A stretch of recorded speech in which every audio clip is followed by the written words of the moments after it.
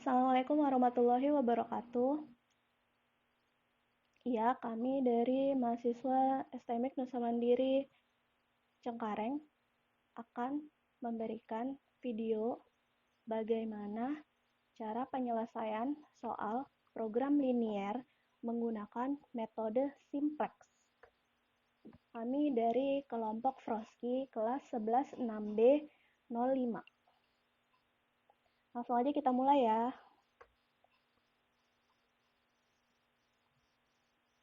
Oke, sebelumnya kita berkenalan dulu. Kelompok kami terdiri dari 5 orang.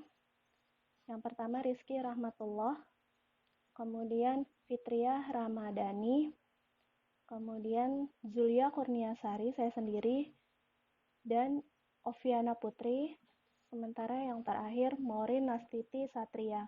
Kami yaitu Fitri, Rin atau Morin, Ovi, Zulia, dan Rizky. Langsung aja ya, kita lanjut. Oke, kontennya apa aja sih yang mau kita bahas di video kali ini? Yang pertama, metode simplex. Kita nanti akan belajar bagaimana metode simplex itu menyelesaikan persoalan program linier, kemudian langsung ke pembahasan soalnya agar kita semua bisa cepat mengerti. Oke, kita lanjut. Metode simplex. Sebelumnya, kita cari tahu dulu yuk, apa sih metode simplex itu? Oke, metode simplex pada intinya itu bertujuan menerjemahkan definisi geometris dari titik ekstrim pada metode grafik menjadi definisi aljabar. Kalau selama kita SMA, kita belajar tentang program linier, itu hanya satu variabel saja. Namun, untuk program linier yang akan kita bahas ini lebih dari satu variabel, sehingga diperlukan metode simplex ini untuk menyelesaikannya. Oke, lanjut ya. Nah, metode simplex ini mempunyai beberapa syarat, yaitu yang pertama, semua batasan atau kendala adalah persamaan dengan sisi kanan yang non-negatif. Berarti di sini tidak boleh ada nilai atau angka yang bersifat negatif. Semua harus positif. Kemudian yang kedua, semua variabel atau peubah adalah non-negatif. Sama seperti yang sebelumnya, bahwa di sini juga variabel peubahnya tidak boleh bernilai negatif. Kemudian, jika ada yang bernilai negatif, maka harus dirubah berdasarkan fungsi dan berdasarkan fungsi kendala dan fungsi tujuannya. Oke, kemudian fungsi tujuannya dapat berupa pemaksimuman atau peminimuman. Biar gampang, saya mau coba pakai pointer ya. Oke, lanjut. Langkah-langkah metode simplex. Ada 8 langkah metode simplex yang akan kita pelajari. Jadi cukup banyak ya, tapi kita lihat aja nanti kalau sudah mulai ke dalam pembahasan soal pasti akan jauh lebih singkat. Kita mulai yang pertama, itu adalah formulasi permasalahan dalam bentuk fungsi tujuan dan batasan. Jadi nanti dari soal yang ada akan diubah ke dalam dua fungsi, yaitu fungsi tujuan dan fungsi batasan. Kemudian yang kedua tahapnya, yaitu mengubah fungsi tujuan dan batasan menjadi fungsi implisit. Sementara yang ketiga, menyusun fungsi-fungsi persamaan ke dalam tabel simplex. Yang keempat, memilih kolom kunci. Sementara yang kelima, memilih baris kunci dan menentukan angka kunci. Yang keenam apa sih? Yang keenam itu mengubah nilai baris kunci tersebut. Jadi tadi udah ketemu nilai kunci dan kolom kunci, kemudian baris kunci. Nah, sekarang baris kunci yang lain akan diubah. Itu pada step ke-6. Sementara step ke-7, mengubah nilai selain pada baris kunci. Dan yang ke-8, melanjutkan perbaikan-perbaikan. Jadi dari step 1 sampai 7 nanti akan didapatkan hasil apabila fungsi tujuan yang masih bernilai negatif, maka akan dilakukan perbaikan-perbaikan. Dalam hal ini ialah perulangan kembali. Oke, lanjut ya. Nah, langsung aja nih kita ke contoh soal. Oke. Bude Palong Jaya memproduksi daun pintu dan jendela rumah. Keuntungan yang diperoleh sebesar 400.000 untuk setiap penjualan satu daun pintu dan 200.000 untuk satu daun jendela. Jadi udah ketahuan kan keuntungannya berapa. Oke, lanjut. Untuk membuat satu daun pintu ternyata diperlukan waktu 1 jam kerja. Sedangkan untuk satu unit jendela sama membutuhkan 1 jam kerja. Nah, ini kondisi pertama. Kemudian, untuk pengecetan satu daun pintu diperlukan 3 jam kerja, sementara untuk pengecetan satu daun jendela butuh 1 jam kerja. Nah, kemudian jumlah jam kerja yang tersedia untuk pembuatan pintu dan jendela adalah 100 jam kerja per minggu, sedangkan untuk pengecatannya 180 jam kerja per minggu atau per pekan. Untuk memaksimumkan keuntungan, tentukan jumlah daun pintu dan jendela yang harus diproduksi. Berarti di sini kita harus mencari berapa jumlah daun, pintu, dan jendela yang nantinya akan menghasilkan keuntungan maksimum untuk perusahaan tersebut. Jadi di sini kita punya dua kondisi ya, maaf. Ada kondisi pembuatan sama kondisi pengecetan. Lanjut. Oke, langkah yang pertama atau step pertama, formulasi permasalahan dalam bentuk fungsi tujuan dan batasan.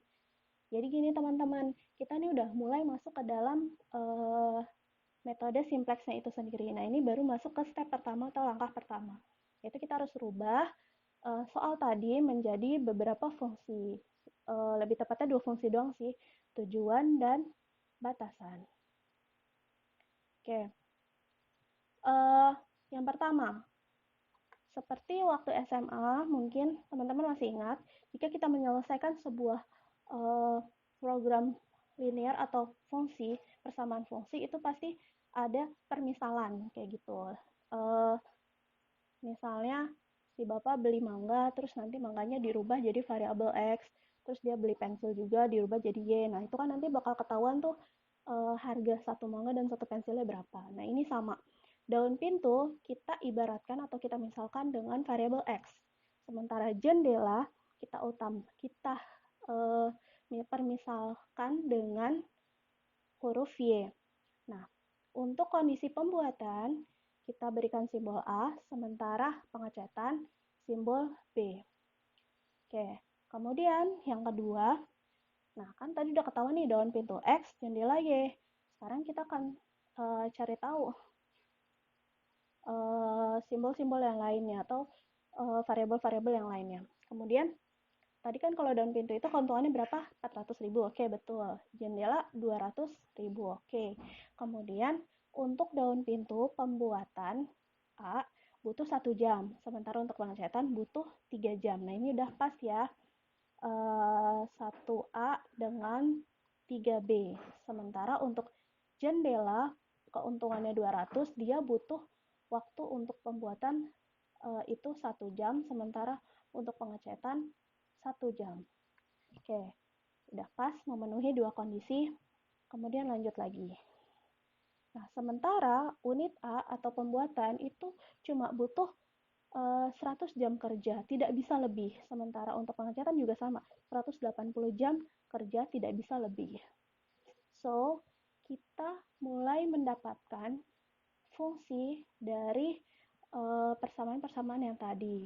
Jadi fungsi akhirnya atau fungsi yang bisa kita bentuk yaitu ada 2, fungsi maksimum dan fungsi kendala. Fungsi maksimum ini untuk menentukan keuntungan tadi. Nah, itu kayak gimana? 400x atau untuk daun pintu kan tadi 400 nih. 400.000 kan keuntungannya, jadi 400x ditambah 200y sama dengan Z. Z ini biasa digunakan untuk menyimbolkan keuntungan maksimum. Oke, kemudian fungsi kendala X plus Y, ya guys, X plus Y,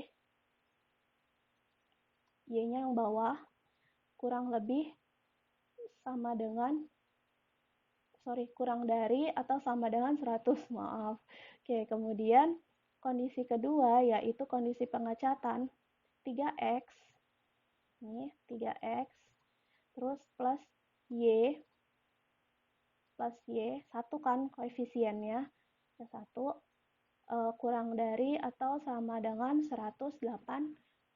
Kenapa pakai kurang dari? Karena tadi tidak bisa lebih dari 100 dan 180, maka pakai kurang dari dan sama dengan.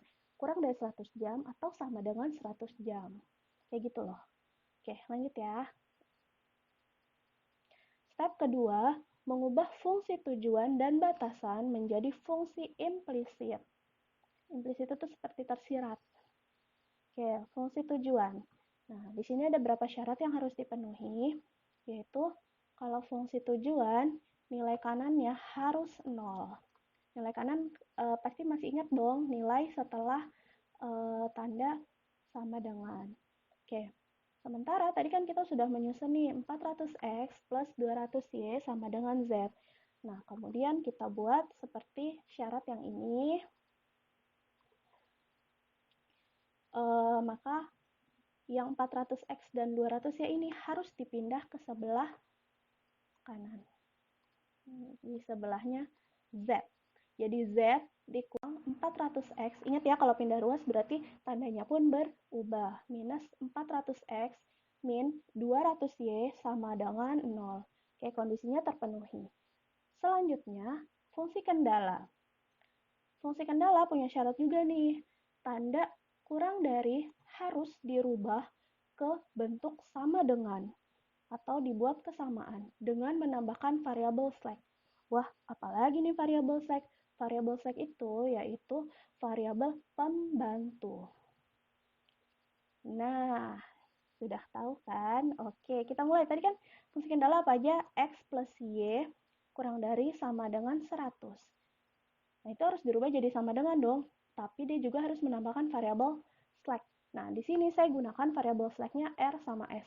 Kalau teman-teman mau pakai M atau N, atau O atau P, atau apapun boleh, silahkan. Yang penting teman-teman paham aja.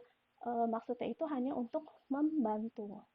Oke, X plus Y plus R sama dengan, bukan lagi kurang dari sama dengan, tapi sama dengan 100.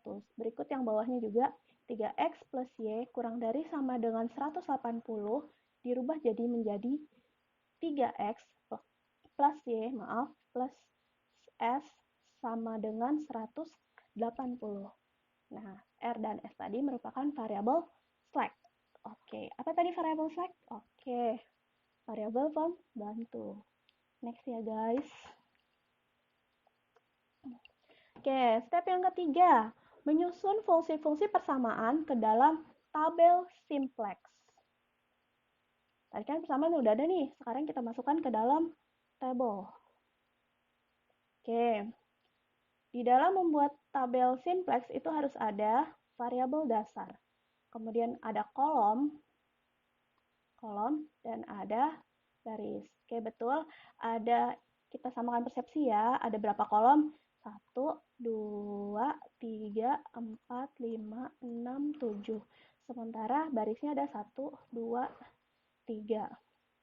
Oke, kolomnya ada 3, 4, 5, 6, bukan 7. Ya, nah, ini bagian dari variabel tadi. Oke, kita mulai. Untuk masing-masing baris ini menunjukkan beberapa fungsi yang terbentuk. Tadi kan ada fungsi tujuan 1 dan 2 fungsi kendala. Nah, fungsi tujuannya sama Z, R, dan S. Sementara untuk persamaan yang nanti yang harus memenuhi yaitu nilai Z, X, Y, R, S, dan nilai kanan. Nilai kanan itu setelah sama dengan. Oke, Tadi kan fungsi yang pertama itu 4x plus, z min 400x min 200y sama dengan 0. Berarti z-nya nilainya berapa koefisiennya? 1. Ya ini nilai koefisien ya guys. Terus ini yang minus 400 ini, itu minus 400x, ini minus 200y. Oke, betul. R dan S-nya nggak ada kan, berarti dituliskan 0, NK-nya juga. Untuk fungsi kendala juga sama. R-nya tidak ada Z, maka Z-nya dituliskan 0. Terus 1, X-nya 1Y, 1R, S-nya 0, NK-nya 100. Yang S juga sama, Z tidak ada, maka dituliskan 0. Terus Z3, 1, 0, 1, dan 180. Oke, lanjut ya. Oke, untuk step keempat yaitu memilih kolom kunci. Loh, kok? Oke, nanti dijelaskan ya guys. Nah, kolom kunci yaitu kolom yang mempunyai nilai pada baris fungsi tujuan yang bernilai negatif terbesar. Jadi, yang kalian lihat di sini hanya ini aja nih, baris Z. Nah, baris Z ini nilainya berapa? 1, minus 400, minus 200, 0, 0, dan 0. Kita cari nilai negatif terbesarnya mana? Oke, betul. Yang 400. Yang 400 itu nilai negatif terbesar. Otomatis kolom X, minus 400 kalau ditarik ke atas kan X kan. Kolom X itu merupakan kolom kunci. Nah, setelah kita memilih kolom kunci, selanjutnya kita akan memilih baris kunci dan menentukan angka kunci. Kolom kuncinya tadi sudah ketahuan bahwa itu kolom X. Sekarang kita tentukan baris kunci. Gimana sih cara menentukan baris kunci? Pilih baris yang mempunyai limit rasio dengan angka terkecil. Limit rasio itu dapat dari mana? Limit rasio itu didapatkan dari nilai kanan dibagi dengan nilai kolom kunci. Oke, kita lihat ya perhitungannya. Perhitungan limit rasio, kita hitung per baris. Ingat ya guys, perhitungannya itu per baris, bukan per kolom. Per baris, baris Z misalnya, didapatkan tadi berapa? Nilai kanan dibagi nilai kolom kunci. Berarti nilai kanannya berapa? 0. Betul ya, 0 dibagi minus 400. Sama dengan 0 dibagi berapapun, pasti hasilnya tidak terhingga. Oke, tidak terhingga, betul. Sementara sekarang lanjut, baris R sama dengan 100 dibagi 1 sama dengan 100. Sementara yang S, 180 dibagi 3 sama dengan 60. So, sekarang kita sudah dapat nilai rasio limit rasio terkecil dengan angka terkecil yaitu 60. 60 ini ada di baris apa? Baris R. So, yang merupakan baris kunci pada tabel pertama ini yaitu baris S.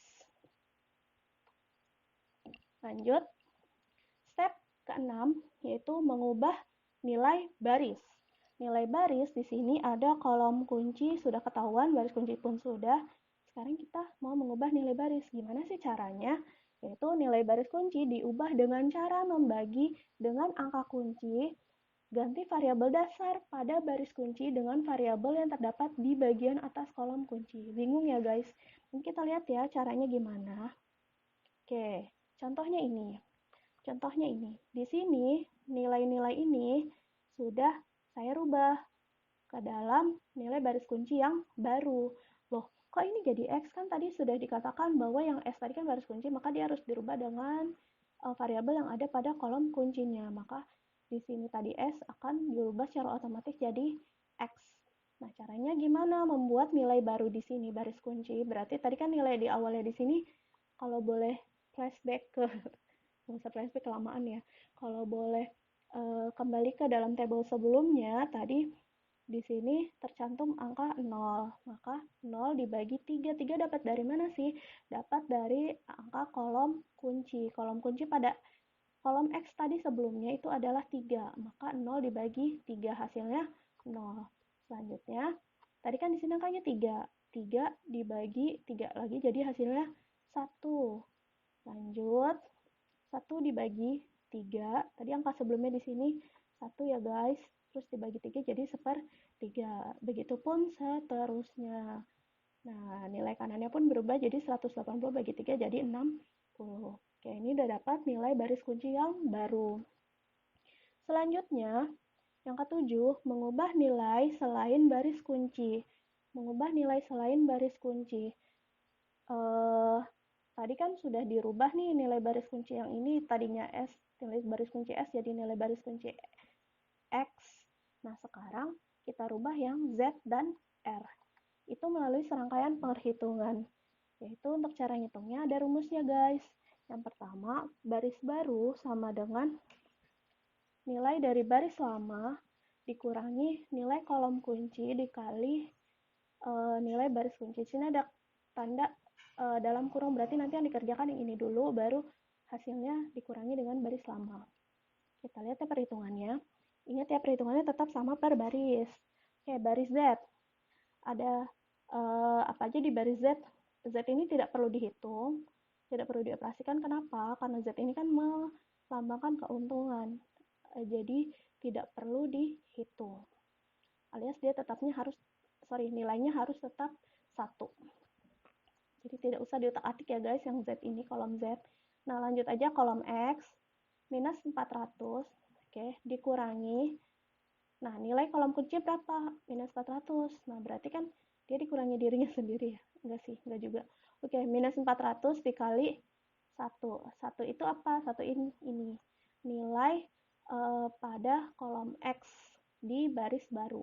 Baris baru X, nilainya 1 dikali 1. Maka hasilnya minus 400 kali 1, minus 400. Min kali min, jadi plus. Minus 400 ditambah 400, hasilnya 0. Begitupun selanjutnya. Yang Y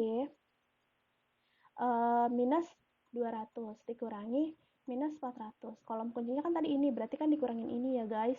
Dikali 1/3 dari sini. 1/3 minus 400 dikali 1/3, hasilnya minus 400/3. Kemudian min kali min jadi plus, jadi minus 200 ditambah ditambah 400/3, hasilnya minus 200/3. Begitu seterusnya sampai pada hasil NK. Sama, yang baris R juga sama seperti baris Z.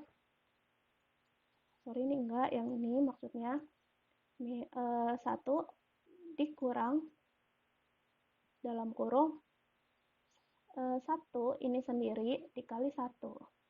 Nah, ini bisa dilihat ya kesamaannya, ini nilai kolom kunci, makanya sama, ini minus 400, ini 1. Nah, akhirnya kita dapatkan tabel baru yang seperti ini. Bahwa nilai pada baris Z tadinya X yang nilainya minus 400 jadi 0, kemudian ini minus 200, 0, 400/3, 24.000, dan seterusnya. Ini udah nilai baru. Nah, kita punya trouble lagi nih guys. Ternyata di baris Z ini ada nilai negatif. Seharusnya nilai pada baris Z ini yang merupakan fungsi tujuan atau fungsi maksimum tadi tidak boleh bernilai negatif. Kan keuntungan, jadi nggak bisa dong kalau dia bernilai negatif. Semuanya harus positif. Oke, lanjut. Berarti dia akan melalui serangkaian perulangan seperti tahapan 1-7 tadi. Apa-apa pelan-pelan guys, kita mulai lagi.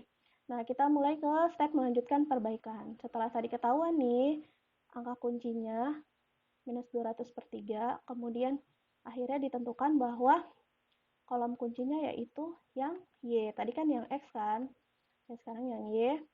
Nah, kolom kunci, oke, dengan kolom dengan nilai negatif terbesar ini. Ya guys, lanjut ya. Kita lanjut ke step selanjutnya, yaitu memilih baris kunci. Ini sebenarnya perulangan sih guys dari step-step 1-7 tadi sebelumnya. Nah, ini kalau nggak salah step 2 deh. Oke, ini Y, kolom kuncinya. Oke, terus cari limit rasio.